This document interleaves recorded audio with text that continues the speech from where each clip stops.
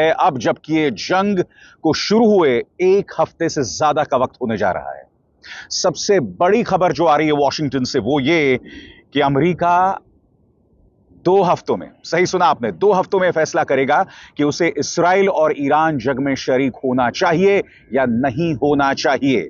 यानी कि उससे पहले अमेरिका बातचीत को मौका देना चाहता है, ईरान के साथ दोबारा बातचीत शुरू करने को मौका देना चाहता है।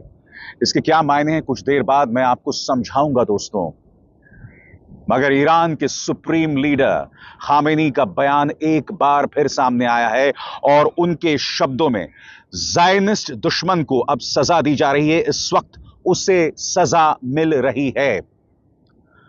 उन्होंने क्या कहा उसकी हम चर्चा करेंगे, मगर उनके इस बयान पर गौर करने की जरूरत है दोस्तों।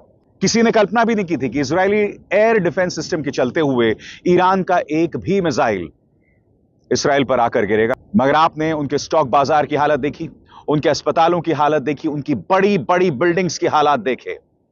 मगर ऐसा नहीं है कि इसराइल जवाब नहीं दे रहा है। इसराइल का जवाब और भी कठोर और खतरनाक है और उसकी भी हम चर्चा करेंगे। मगर सबसे पहले दोस्तों, ईरान की आधिकारिक एजेंसी ने एक फुटेज जारी किया है जिसमें आप देख सकते हैं ईरान का बैलिस्टिक मिसाइल आसमान की तरफ उड़ान भर रहा है। देखिए इस वीडियो को। यह वीडियो जारी किया है इस्राएली आधिकारिक एजेंसी ने और इसमें आप देख सकते हैं कि किस तरह से मिसाइल जो है वो परवान चढ़ती है, वो उड़ान भरती है और कुछ ही लम्हों के बाद वो इसराइल के अलग अलग ठिकानों को नेस्तनाबूद कर रही है। ये वो मंजर है जिसमें ईरान की मिसाइल जो है वो आसमान की तरफ बढ़ती है और फिर इसराइल के अपने निशानों पर जाकर लगती है। इसराइल इसके जवाब में क्या कर रहा है? क्योंकि बड़ी खबर यह आ रही है कि इसराइल ने ईरान के स्पेशल फोर्सेस के हेडक्वार्टर्स को निशाना बनाया है। उसकी हम चर्चा करेंगे दोस्तों, मगर सबसे पहले ईरान के सुप्रीम लीडर खामेनी का बयान आपके स्क्रीन पर। ज़ायनिस्ट दुश्मन को अब सजा दी जा रही है, इस वक्त उसे सजा मिल रही है। ज़ायनिस्ट दुश्मन ने एक संगीन गलती की है, एक बड़ा जुर्म किया है और उसे सजा मिलनी चाहिए।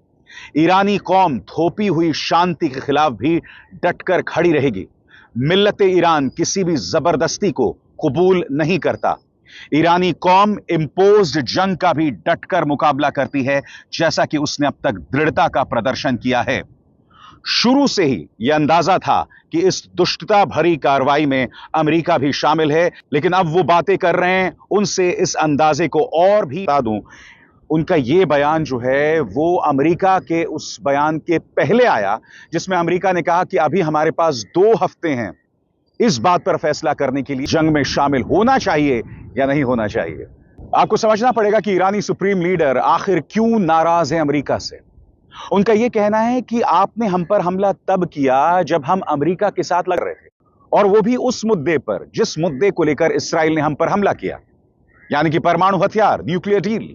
बकौल सुप्रीम लीडर आपके स्क्रीन पर, ज़ायनिस्ट रेजीम का यह दुष्ट हमला उस वक्त हुआ जब हमारे देश के अधिकारी अमेरिकी पक्ष से इनडायरेक्ट बातचीत में व्यस्त थे।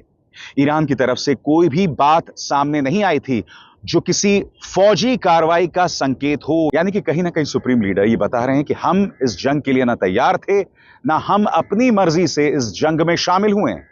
हम तो बातचीत कर रहे थे, बावजूद इसके हम पर हमला किया गया। और ऐसे मौके पर